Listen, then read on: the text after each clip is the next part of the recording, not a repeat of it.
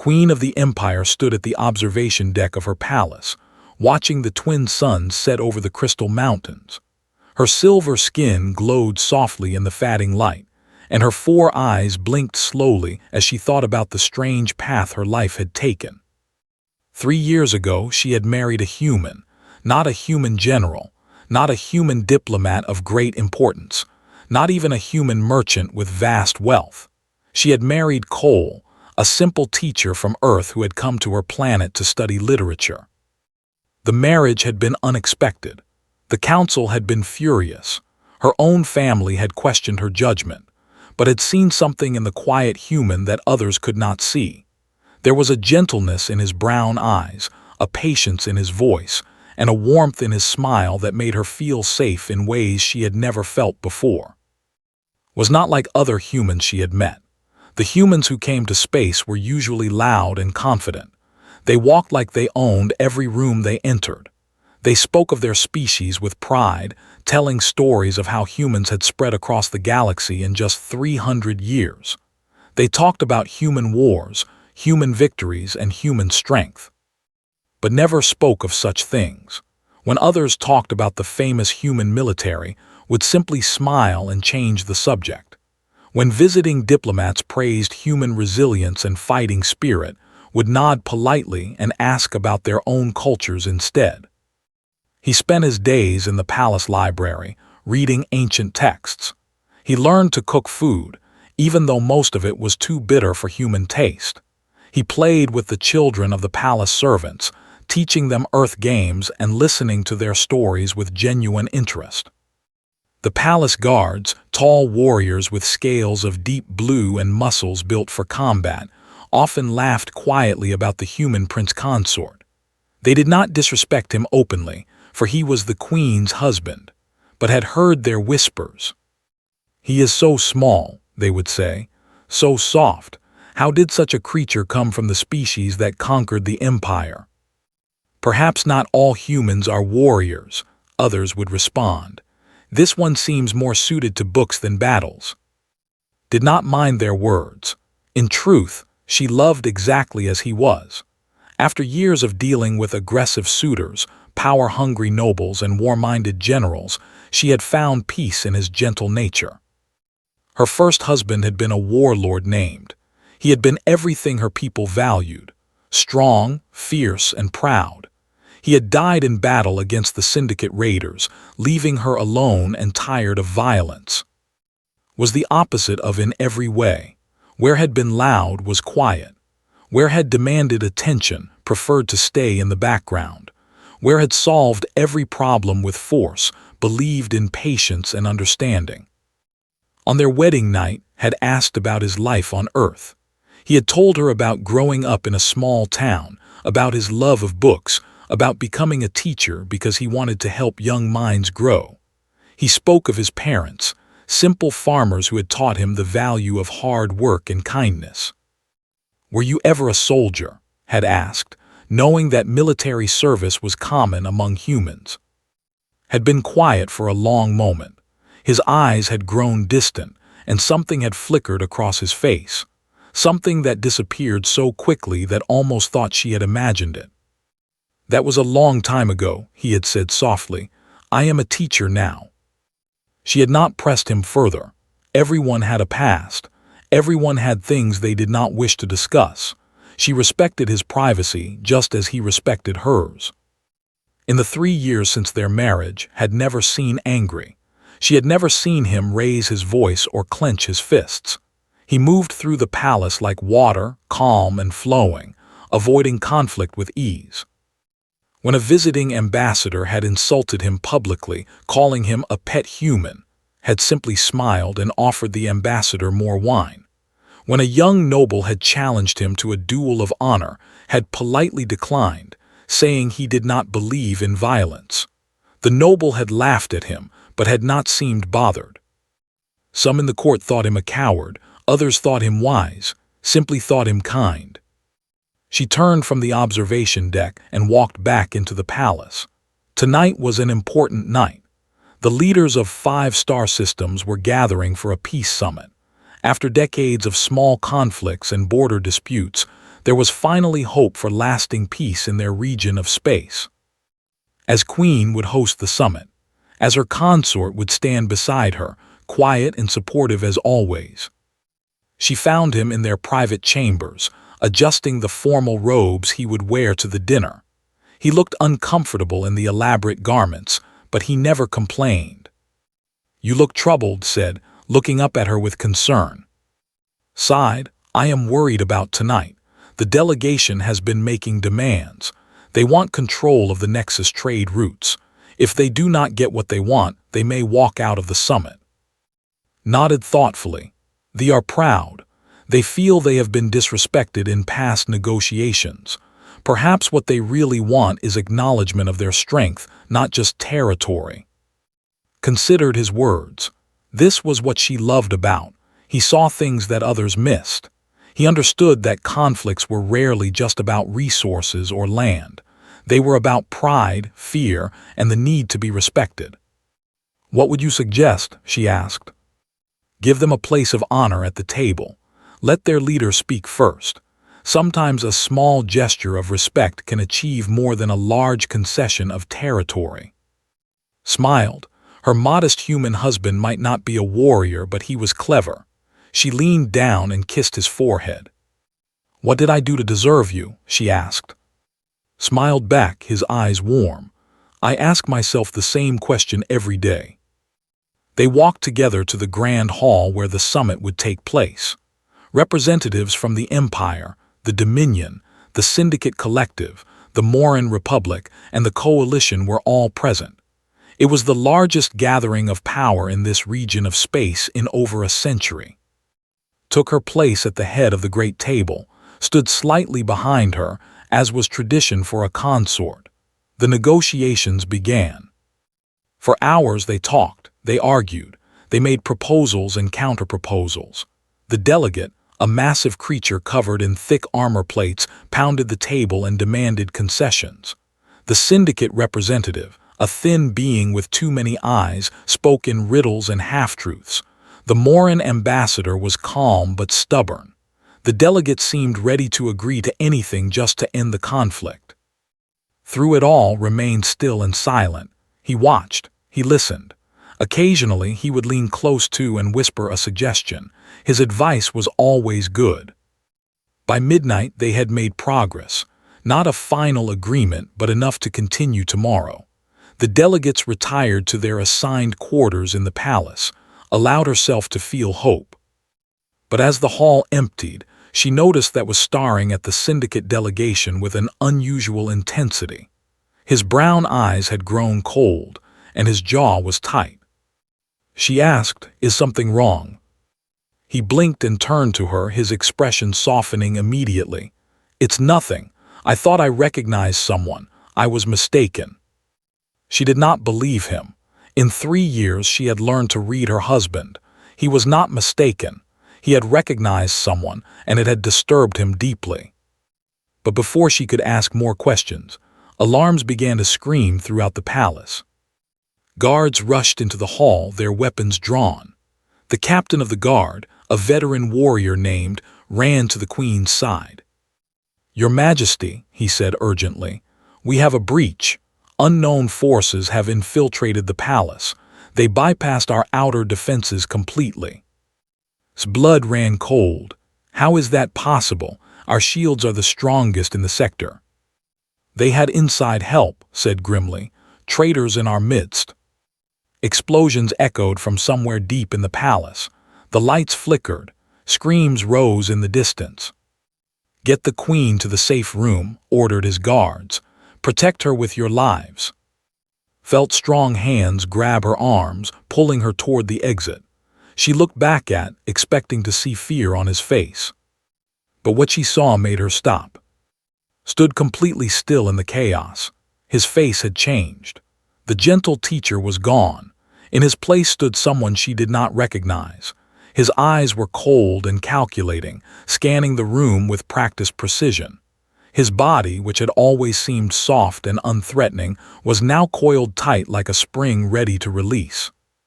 As she whispered, he looked at her, and for a moment she saw something ancient and dangerous in his eyes. Then it was gone, hidden behind his usual gentle expression. "Go with the guards," he said calmly. "I will follow shortly." "What are you going to do?" He did not answer. He simply turned and walked toward the sounds of battle, his steps measured and purposeful. The guards pulled away.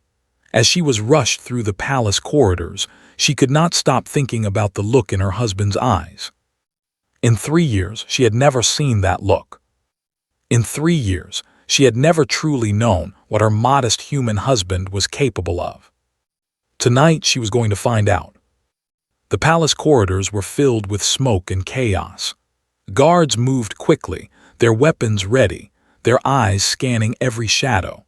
The safe room was deep in the heart of the palace, behind walls of reinforced metal and energy shields. They were almost there when the first attackers appeared. They emerged from a side corridor, 5 figures in black armor bearing no insignia. Their weapons were military-grade, the kind used by special operations units. They moved with professional efficiency. And his guards engaged them immediately. Energy bolts flew through the air. 2 of the attackers fell, but they took 3 guards with them, fought like the veteran he was, but the attackers were skilled. More were coming. Could hear their footsteps, dozens of them, converging on their position. "We're surrounded," said grimly. "My queen, I'm sorry, we cannot reach the safe room." Straightened her spine. She was a queen. She would face her death with dignity. The surviving attackers formed up, their weapons aimed at the small group. More emerged from the smoke, surrounding them completely. 20, 30 more. Far too many to fight.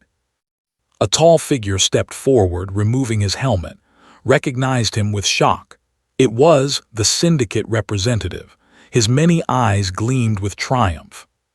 "Queen," he said smoothly, "how unfortunate that your peace summit has ended this way, but we of the syndicate have always preferred more direct negotiations." "You will not get away with this," said coldly. "The other delegations will report what happened here." Laughed. "The other delegations are being secured as we speak. There will be no witnesses. The galaxy will believe that extremist elements attacked the summit, killing everyone present. The syndicate will express our deepest condolences, and then we will take control of this region while everyone mourns. You are a fool if you think the people will submit to you. They will have no choice. With their queen dead and their palace destroyed, they will be too busy fighting among themselves to resist us." Raised his weapon. "Goodbye, queen. Thank you for making this so easy." Closed her eyes, waiting for the end. But the energy bolt never came. Instead, she heard a soft thud, then another, then screams. She opened her eyes. A figure had appeared among the attackers. He moved so fast that he was almost a blur. Bodies fell around him like leaves in a storm. He did not seem to be using a weapon, just his hands, his bare hands. Within seconds, 10 attackers were down. They had not even had time to fire their weapons. Stumbled backward, his many eyes wide with shock. "What? How? Who are you?" The figure stopped. He stood in a circle of fallen enemies, not even breathing hard. He wore no armor. No weapons were visible on his body. He was dressed in the simple formal robes of a palace consort. It was. "Hello," said quietly. "It's been a long time." His face twisted with recognition. No, that's impossible. You're dead. You died on 7. Reports of my death were exaggerated." The remaining attackers opened fire. Energy bolts streaked toward from all directions. He moved. That was the only way to describe it. One moment he was standing still. The next moment he was somewhere else entirely. The bolts passed through empty air. And then he was among them again. Watched in disbelief as her husband tore through the attackers like they were children. He did not fight like a warrior. He did not fight like any species she had ever seen. His movements were economical and precise. Every strike landed exactly where it needed to. Every block deflected exactly what it needed to deflect. He was faster than should be possible, stronger than any human she had ever met. His gentle hands had become weapons of terrible efficiency. In less than a minute, every attacker was down. Only remained backing away with naked terror on his face. "Please," begged, "please, we can make a deal. The syndicate has resources, credits, power, anything you want." Walked toward him slowly. "I left this life behind. I became someone else. I found peace. I found love. I was happy. We didn't know you were here. We would never have attacked if we'd known. But you did attack. You threatened my wife. You threatened the woman I love more than anything in this galaxy." His voice was still soft, still calm, but there was something terrifying in that calmness. "That was a mistake." Lunged forward, a hidden blade appearing in his hand. Caught his wrist, twisted, and the blade clattered to the floor. Then he applied pressure and screamed as his arm broke. "You will tell me everything," said. "Every plan, every collaborator, every syndicate agent in this region. And then you will spend the rest of your life in a prison remembering this moment." He looked back his eyes met hers, and she saw fear there. Not fear of the battle, fear of her. Fear of what she would think of him now that she knew his truth. The gentle teacher, the modest husband, the quiet man who read books and played with children. He had been hiding something all along, and realized that she did not truly know the man she had married. Not yet. The palace medical wing was quiet. The wounded had been treated. The dead had been counted. 47 attackers had infiltrated the palace. 47 attackers had been neutralized, 31 by one man. Queen sat alone in her private study, staring at a holographic display. The display showed a classified file from Earth's military archives that should have been impossible to access, but had contacts in human intelligence, and they owed him favors. The file was about Cole. Except that was not his real name. His real name was, he had been born 38 years ago in a small town on Earth, just as he had told her. His parents had been farmers, just as he had said, but he had not become a teacher after leaving home. He had become a soldier. Read the file again, unable to fully comprehend what she was seeing. Had enlisted in the Earth Defense Forces at age 18. His testing scores had been extraordinary. He had been selected for Special Operations Command within his first year. By his second year, he had been recruited into a program that did not officially exist. Project Sentinel. The file described Project Sentinel as a classified initiative to create elite operatives for the most dangerous missions in human space. The candidates were selected for their exceptional physical and mental capabilities. They underwent years of training in combat, infiltration, assassination, and survival. They were augmented with advanced technology. They were given experimental treatments to enhance their strength, speed, and reflexes. They were turned into weapons. Had been one of the first graduates of Project Sentinel. His record was astonishing. 47 successful missions across 12 star systems. He had assassinated warlords. He had toppled governments. He had infiltrated enemy strongholds that were considered impenetrable. He had survived situations that should have killed any ordinary human 100 times over. The galaxy knew Project Sentinel operatives by another name. They called them ghosts. The ghosts were legends. Every spacefaring species had heard stories about them. Humans who could appear from nowhere and disappear just as quickly. Humans who could kill with their bare hands and vanish without a trace. Humans who made even the most hardened warriors afraid to sleep. Had heard the stories. She had thought they were exaggerated. She had thought they were propaganda designed to make other species fear humanity. She had been wrong. Her husband was a ghost. The file continued with mission reports. Most of the details were redacted, hidden behind black bars of classified information. But the results were clear. Had never failed a mission. He had never been captured. He had never left a witness alive unless ordered to do so. Then came 7. The mission details were almost completely blacked out. All could read was the outcome. Something had gone wrong. His team had been ambushed. 6 operatives had died, had been the only survivor. He had completed the mission anyway, alone, against impossible odds. And then he had disappeared. His file was marked with a single word in red letters: deceased. But he was not dead. He had faked his death and fled. He had changed his name, changed his appearance, and traveled to the far edges of known space. He had enrolled in a university under a false identity. He had studied literature and philosophy. He had become a teacher. He had tried to become someone else. And then he had come to Prime, seeking to study ancient texts. And he had met a queen who was tired of warriors and violence. And somehow, impossibly, they had fallen in love. Closed the file. Her hands were trembling. 3 years. She had been married to this man for 3 years. She had slept beside him. She had laughed with him. She had trusted him with her heart.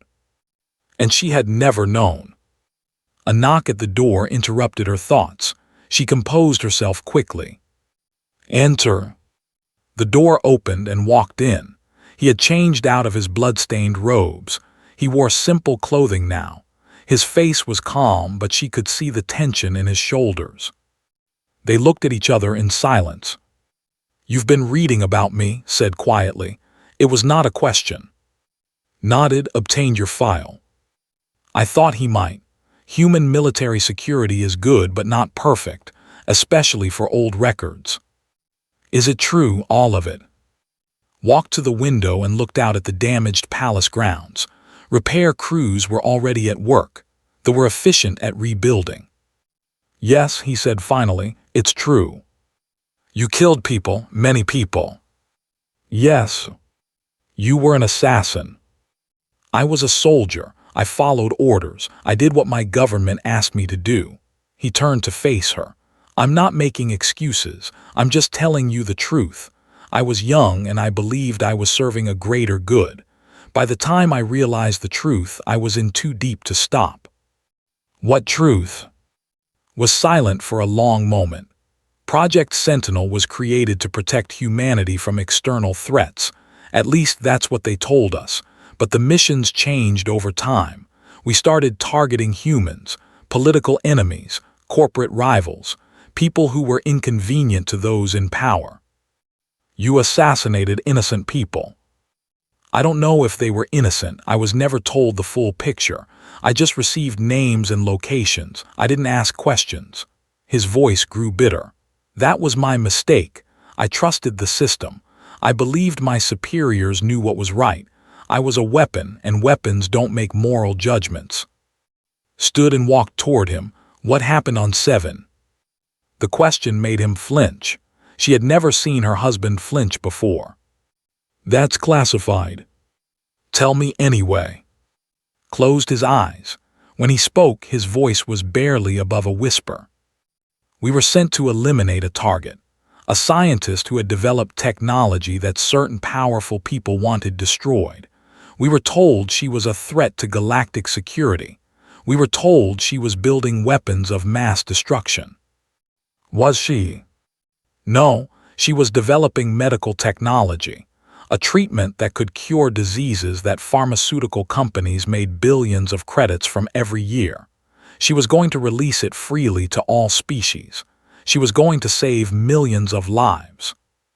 And you killed her. Opened his eyes. I tried. My team breached her facility. We eliminated her security. I was about to complete the mission when I found something unexpected. What? Children. She was testing the treatment on children with terminal illnesses. There were 30 of them in her lab. They were dying and she was trying to save them. When she saw me, she didn't beg for her own life. She begged me to finish her work. She gave me the data files and asked me to make sure the treatment reached the galaxy. His voice cracked. She knew she was going to die. She accepted it. She just wanted her work to survive. Waited in silence. I completed the mission, continued. I killed her, because that's what I was programmed to do, but something broke inside me that day. I looked at those children waiting to die, and I saw what I had become. I saw the monster they had made me. What happened to the data? I transmitted it anonymously to every medical facility in the quadrant before my superiors could stop me. The treatment saved those children and millions of others. It's now called the protocol. Most people don't know where it came from. Had heard of the protocol. It had revolutionized medicine for dozens of species. It was considered one of the greatest humanitarian advances in recent history. Your superiors were not pleased, she said. No, they sent another team to eliminate me. That's what happened on 7. My own people tried to kill me. They killed everyone except me. His jaw tightened. I survived. I completed my original mission, and then I made sure no one would ever find me.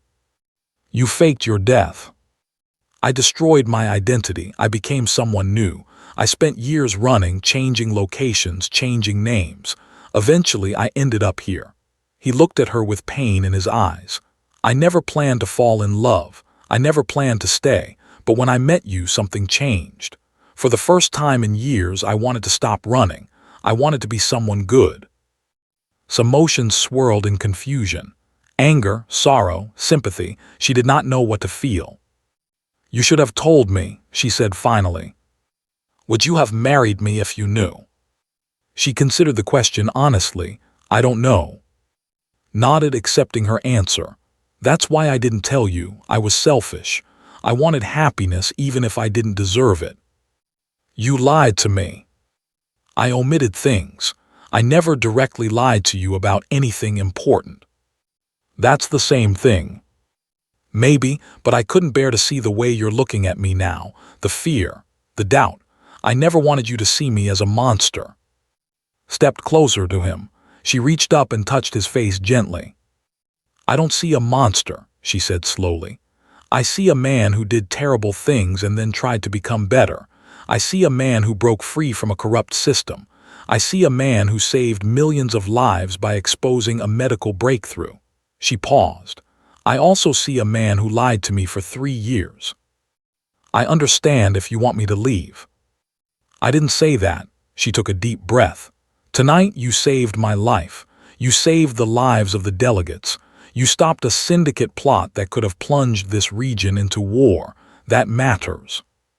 But I need time. I need to understand who you really are. Not who you were, but who you are now. She met his eyes firmly. Can you be honest with me from this point forward? Completely honest. Yes, I promise. No more secrets. Hesitated. There are things I've done that I can't bear to speak of. Things that wake me up at night. Things that make me hate myself. But if you ask me directly, I will answer truthfully. I swear it. Nodded slowly. It was not a perfect answer, but it was an honest one. A knock at the door interrupted them again. Entered, his expression grave. Your Majesty, we have finished interrogating. He has revealed the full scope of the syndicate's plan. Tell me. The attack on the palace was only the beginning. The syndicate has sleeper agents throughout the region. They plan to assassinate the leaders of all 5 delegations and blame it on each other. The resulting conflict would have weakened everyone enough for the syndicate to take control. And now they know their plan has failed. We have the names of their agents. We can neutralize them before they act. Glanced at with new respect. Thanks to your husband, we have what we need to prevent a regional war. Felt a surge of grim satisfaction. Coordinate with the other delegations. Show them the evidence. We will hunt down these agents together. Yes, Your Majesty, hesitated. There is one more thing. Mention that the syndicate has placed a bounty on your husband. 50 million credits for his death or capture. Showed no reaction. That's a lot of money. It's enough to attract every bounty hunter in the quadrant. Word will spread quickly. You will be hunted. I've been hunted before. Nodded with something like approval. I believe you have. My queen, I recommend increasing palace security and assigning a permanent guard detail to the prince consort. That won't be necessary, said quietly. With respect, the threat is significant. I know, but guards will only get in the way. If the syndicate sends hunters after me, I need to be able to move freely. Spoke before could argue. He's right, can take care of himself. Focus our resources on finding the sleeper agents. Bowed and left. And stood alone again. You don't seem worried about the bounty, she observed. 50 million is serious money. It will attract professionals, but I've dealt with professionals before. How many people have tried to kill you? Since I faked my death, 7, none of them succeeded. You killed them. Some of them, others I simply convinced to abandon the contract. He smiled slightly. Hunters are mercenaries. They can be bought or scared. The syndicate's money is good, but it's not worth dying for. Shook her head in wonder. You speak of killing people so casually. I don't kill casually, but I've learned to accept it as a reality. In my world, violence is a tool. Sometimes it's the only tool that works. Your world is not my world. I know, that's why I tried to leave it behind. He reached out and took her hand gently. I came to Prime looking for ancient literature. I found something far more precious. I found you. I found peace. I found a reason to be better. And now your past has caught up with you. Yes, but I won't let it destroy what we have. I won't let the syndicate or anyone else threaten you. Looked at the man she had married. The gentle teacher, the ghost, two sides of the same person. What happens now, she asked. Now we rebuild. We stop the syndicate's agents. We complete the peace summit. We show the galaxy that the Empire and its allies are stronger than terrorist plots. He paused. And I suppose I should start being honest with the palace staff about who I am. They deserve to know why they might become targets. That will take some adjustment. Yes, but it's time. I'm tired of hiding. Squeezed his hand. We'll face it together, whatever comes. Smiled, and for a moment, she saw the gentle teacher she had fallen in love with. But she also saw the ghost, the weapon, the killer. Both were real, both were. And somehow, she would learn to love them both. The next morning, the peace summit reconvened. The other delegations had been shocked by the attack and the revelation of the syndicate's plot. They had also been shocked by the identity of the man who had saved them. The delegate, the massive armored being who had pounded the table and made demands, approached with a mixture of curiosity and respect. You are a ghost, he said bluntly. I have heard stories, I did not believe them. Most of the stories are exaggerated, said calmly. I watched the security recordings. You killed 31 soldiers in less than 10 minutes with your bare hands. The leaned closer. That is not an exaggeration. I was motivated. The made a rumbling sound that might have been laughter. The human modesty. I understand it now.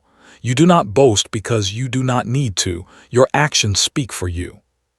I prefer not to let actions speak at all. Violence should be a last resort. And yet you are very good at it.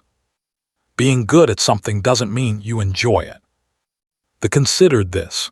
Perhaps humans are not as aggressive as we believed. Perhaps you simply hide your warriors among your scholars. He looked at. Your Majesty, you have chosen well. This one will protect you against any threat. Glanced at. Yes, I'm beginning to understand that. The summit continued. The other delegates were more cooperative now. The syndicate's treachery had given them a common enemy. Old disputes suddenly seemed less important. By the end of the day, they had achieved what would have taken weeks under normal circumstances. The foundations of a regional alliance were laid. Trade agreements were drafted. Border disputes were resolved. And through it all stood beside his wife, quiet and supportive, the humble consort, the hidden guardian. But word was spreading. The bounty was active, and somewhere in the darkness of space, hunters were preparing to collect 50 million credits. The war was just beginning. 2 weeks had passed since the failed syndicate attack. The palace had been repaired. The peace summit had concluded successfully. The regional alliance was moving forward faster than anyone had expected. And Cole, formerly, had become the most talked-about figure in the quadrant. The news networks could not stop discussing him. A human ghost married to an alien queen. A trained assassin hiding as a gentle teacher. The man who had single-handedly stopped a conspiracy that threatened galactic peace. The stories spread across the stars, growing more exaggerated with each retelling. Watched the coverage with mixed feelings. On one hand, the attention was uncomfortable. On the other hand, it had given the Empire a new reputation. Other species now looked at her people differently. They wondered how many other surprises they might be hiding. Handled the attention with his usual calm. He declined every interview request. He ignored the cameras that tried to capture his image. He continued his routine of reading in the library, cooking meals, and playing with the servants' children. But noticed changes. He slept less. He exercised more. When they walked through the palace, his eyes constantly scanned for threats. The gentle teacher was still there, but the ghost was always watching. The bounty hunters came one at a time at first, amateurs seeking easy money. They were captured by palace security before they got close, never had to lift a finger. Then the professionals arrived.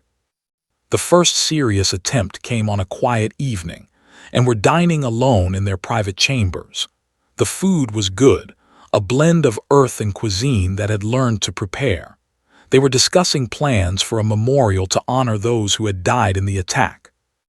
The assassin came through the ceiling. She was a species known for their flexibility and speed. Her body twisted through a ventilation shaft that should have been too small for any creature to navigate. She dropped silently into the room, 2 poison blades in her hands. She aimed for her. He moved faster. One moment he was sitting at the table. The next he was between the assassin and his hand locked around this wrist. He twisted and she screamed as her bones broke. He struck once, twice, 3 times. The assassin collapsed unconscious. The whole encounter lasted less than 4 seconds. Checked her pulse, then turned to, "Are you all right?" She stared at him. "You moved so fast, I barely saw you." "Are quick, I had to be quicker." "How did you know she was coming?" "I heard her heartbeat in the ventilation system. It was too fast, too close." He began restraining the unconscious assassin with strips torn from the tablecloth. "I'll have increased security in the ventilation network." Watched her husband work with professional efficiency. He had shifted from dinner companion to warrior in a heartbeat, and now he was shifting back just as quickly. "Does this happen to you often?" she asked. Assassination attempts, they used to be frequent, less so in recent years. "Because you were hiding." "Yes, being dead has its advantages." He finished securing the assassin and stood.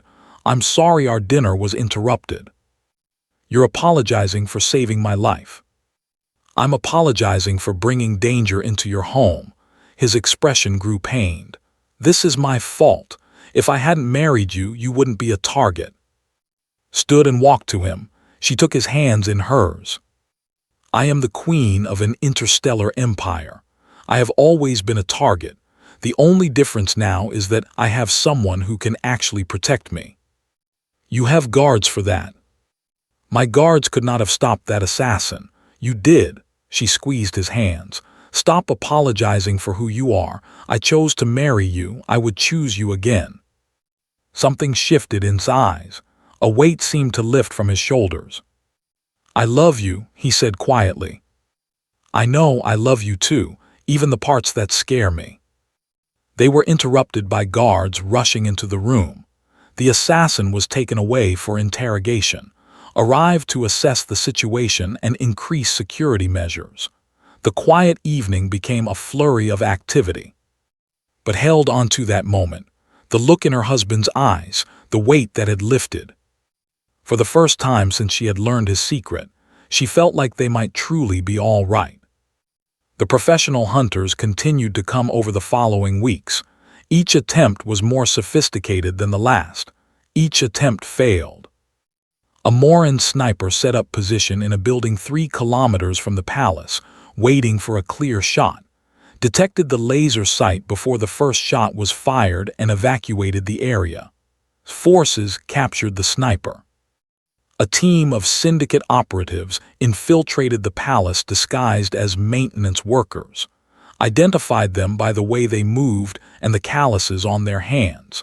He neutralized them himself before they could reach their target. A bounty hunter with cybernetic enhancements challenged to open combat, believing that his mechanical body made him superior. Beat him in 18 seconds, systematically dismantling his enhancements with surgical precision.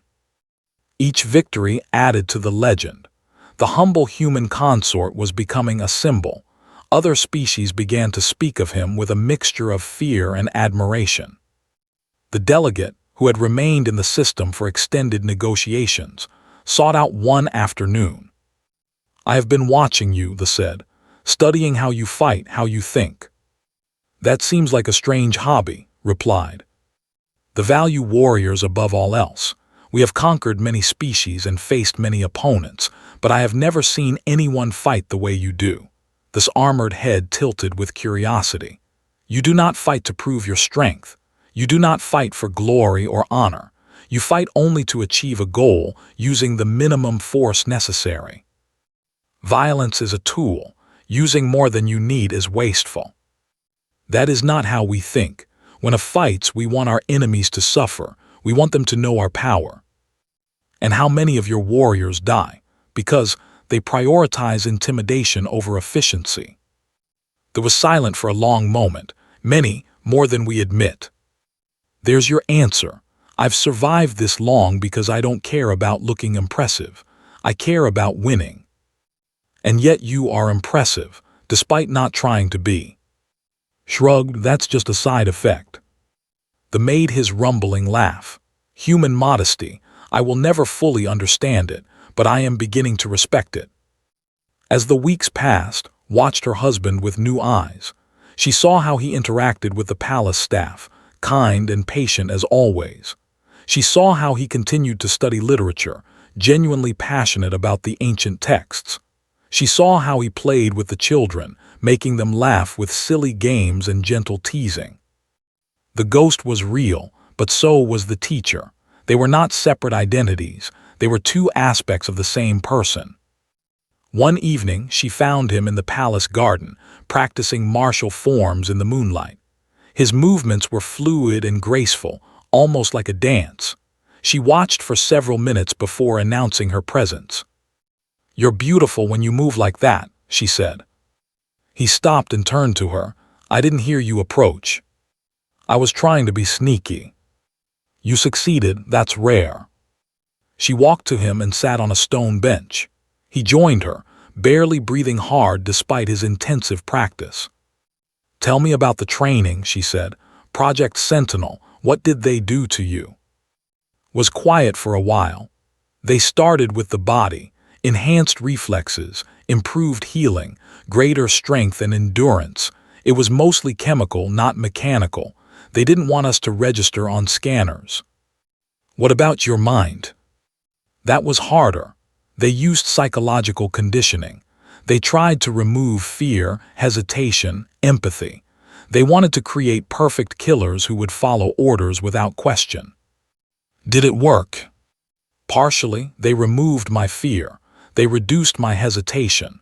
But they never managed to kill my empathy completely. That's why I eventually broke free." "Consider this. You still feel for others, for the people you killed." "Every day I remember all of them, their faces, their names, the looks in their eyes when they realized what was happening." His voice grew heavy. "I carry them with me. I always will." "That sounds like a terrible burden." "It is, but it's also what keeps me human. If I ever stop feeling guilty, if I ever stop caring about the lives I've taken, then I really will be the monster they tried to create." Took his hand. You're not a monster. A monster would not feel guilt. A monster would not try to become better. Sometimes I'm not sure if I'm truly better or just pretending. Does it matter? If you act kind, if you protect the innocent, if you bring light into the world, does it matter what you feel inside? Thought about this? I suppose not. Actions are what count. Exactly. You chose to save those children on 7. You chose to release the medical technology. You chose to become a teacher and help young minds grow. Those were your choices. They define who you are, not what was done to you. He looked at her with something like wonder. How did I find someone like you? You walked into my library looking for ancient texts. I found you charming. I was nervous. I had never met a queen before. You hid it well. You quoted our classical poets and argued about translation techniques. I was impressed. Literature is safer than violence.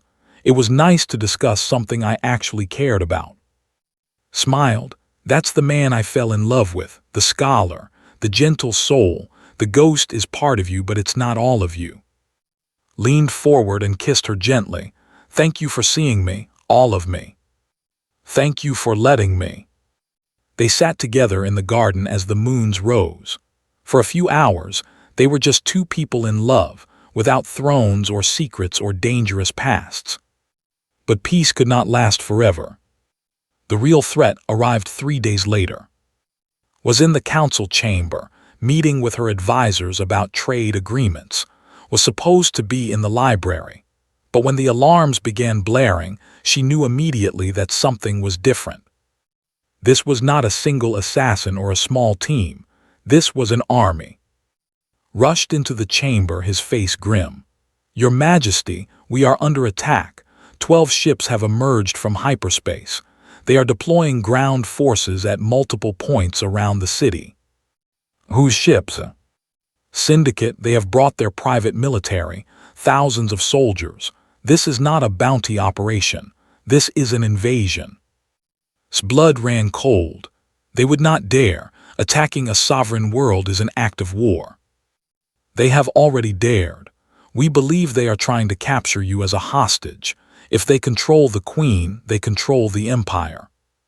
Where is my husband? His expression flickered. He is engaging the enemy. What do you mean? He left the palace 30 minutes ago. He said he needed to slow them down. His heart stopped. He went alone against thousands. He said the palace defenses needed time to activate. He said he could buy that time. He'll be killed. Your Majesty, I tried to stop him. He was already gone before I could argue. Looked genuinely worried. I have never seen a human move that fast. He was a blur. Rushed to the command center, where tactical displays showed the situation. The syndicate forces had landed in a perimeter around the capital city. They were moving inward, eliminating resistance as they advanced. But there was a strange pattern in their deployment.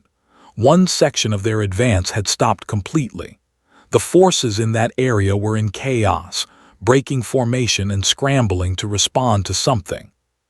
Something that was tearing through them like a storm. Enhance that sector, ordered. The display zoomed in. The image was grainy, pulled from distant surveillance drones, but she could see a figure moving among the enemy soldiers. A single figure, moving faster than the eye could follow. He was not hiding. He was not using stealth. He was attacking openly, drawing the attention of every soldier in the area. He was making himself a target. To protect her, to buy time. He's creating a distraction, said quietly. He's pulling their forces away from the palace. He'll die. Possibly, but he is giving us a chance. Watched her husband fight. She watched him dodge energy bolts that should have vaporized him. She watched him strike down soldiers with his bare hands, each movement precise and lethal. She watched him do things that should have been impossible for any living creature. The syndicate forces poured reinforcements into the area. Hundreds of soldiers converged on a single man. Armored vehicles arrived. Heavy weapons were deployed. And still he fought. He was bleeding now. She could see it on the enhanced display. His clothing was torn. He was limping. But he kept moving, kept fighting, kept drawing enemy attention away from the palace. One man against an army. One ghost against a tide of darkness. Activate the planetary defense grid, commanded. All batteries, target their ships. Your Majesty, the grid is not fully charged. It will take another 10 minutes. Then we hold for 10 minutes. She turned to. Mobilize every guard in the palace, every soldier in the city. We counterattack now. We don't have the numbers. Then we make our numbers count. My husband is out there dying to give us a chance. We will not waste it. His expression hardened with determination. Yes, Your Majesty. The next 10 minutes were the longest of his life. The counterattacked. Their forces were outnumbered but fighting for their homes. The syndicate advance slowed. The planetary defense grid charged. And through it all kept fighting. She lost sight of him multiple times. Each time she was certain he had finally fallen. Each time she was wrong. He would appear somewhere else, bloodied but alive, cutting through enemy forces like a blade through cloth. The syndicate commanders realized too late what was happening. They had focused their attention on one man while the real threat charged behind them. By the time they tried to reorganize, the planetary defense grid came online. Space-based weapons platforms targeted the syndicate ships. Massive energy beams sliced through their formation. 3 ships were destroyed instantly. The others tried to flee, but interceptors had already launched. One by one, the enemy vessels were disabled or destroyed. Without air support, the ground forces were stranded. Without reinforcements, they were outnumbered. Within an hour, the survivors were surrendering. Rushed to the battlefield where had made his stand. The ground was littered with fallen soldiers, hundreds of them, possibly thousands, all defeated by one man. She found him in the center of the carnage. He was still standing barely. His body was covered in wounds. His clothing was soaked with blood, some of it his own, most of it not. He swayed on his feet, held upright by sheer will. When he saw her, he smiled. The gentle teacher's smile, the same smile that had made her fall in love with him. "Did we win?" he asked, his voice rough. "We won, you saved us." "Good." He took one step toward her, then collapsed. Caught him before he hit the ground. She held him in her arms, screaming for medics, her silver skin stained with his blood. Woke 3 days later in the palace medical wing. Every bone in his body ached. His enhanced healing was working overtime, knitting torn muscles and damaged organs. The medics had told that any normal human would have died a dozen times over from his injuries. His augmented physiology was the only reason he had survived. He turned his head and saw his wife asleep in a chair beside his bed. She looked exhausted. She had probably been there the entire time. He said softly. She woke immediately, her 4 eyes focusing on him with relief and anger. "You're awake." She moved to his side, taking his hand carefully. "How do you feel?" "Like I fought 1,000 soldiers." "You did. Actually, the count was closer to 3,000. That explains the pain." She squeezed his hand. "You almost died. The medics said you should have died. Your heart stopped twice. But it started again." "That's not funny." "I'm not joking. I knew the risks. I made a choice." "You chose to die for me." "I chose to give you a chance to live. There's a difference." He met her eyes. "You're the queen. Your empire needs you. The galaxy needs the peace you're building. I am just one man. You are my husband. And I would die 1,000 times to keep you safe. That's not noble sacrifice. That's just love." His eyes glistened with tears she refused to let fall. "I thought I lost you. When you collapsed, I thought." "I know. I'm sorry for scaring you." "Don't ever do that again." "I can't promise that. I can only promise that I will always fight to come back to you." She leaned down and kissed him gently. Then I suppose that will have to be enough. His recovery took weeks. His enhanced healing was remarkable, but even it had limits. The palace staff visited him constantly, bringing gifts and well wishes. The children he had played with drew pictures for him. The guards who had once laughed at the soft human now bowed with genuine respect. The galaxy was watching too. News of the battle had spread everywhere. The images of a single human standing against an army had become iconic. The syndicate's defeat was complete. Their leadership was arrested. Their assets were seized. They would never threaten the region again. And the legend of the ghost had grown beyond all proportion. When was finally well enough to leave the medical wing, he found that everything had changed. Other species looked at humans differently now. The stories of ghost operatives had always been whispered. Now they were confirmed. If one retired ghost could defeat an army, what could active ones do? The delegate, who had remained for the entire crisis, approached one final time before departing. "You have changed everything," they said. "The balance of power in this region is shifted. Other species will think twice before threatening humanity or its allies." "That was not my intention." "Perhaps not, but it is the result. You have shown the galaxy what humans are truly capable of. That is both a blessing and a curse." "A curse?" "Now everyone will fear you. Fear can bring peace, but it can also bring resentment.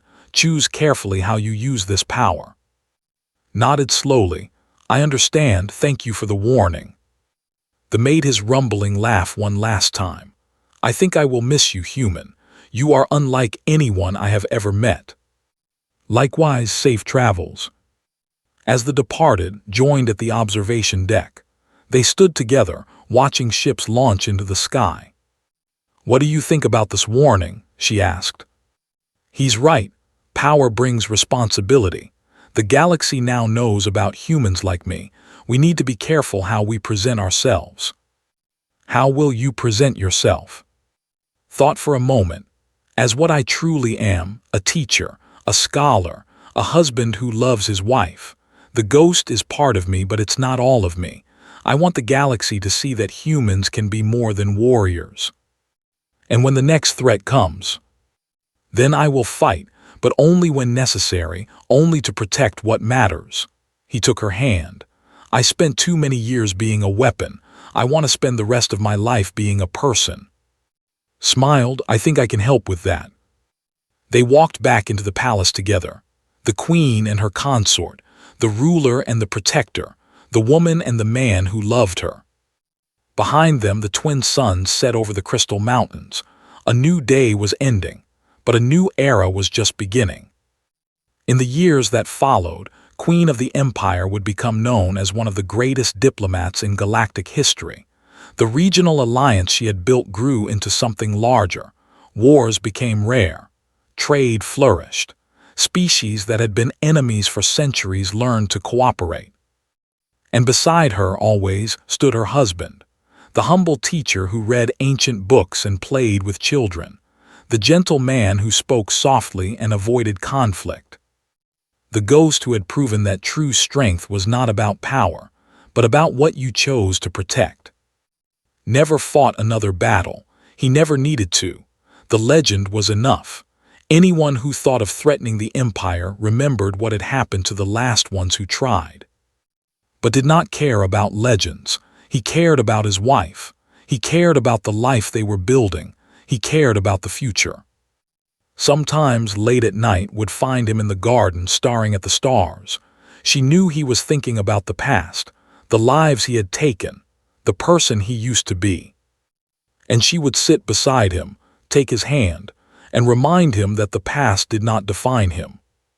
Only his choices did. And he had chosen well.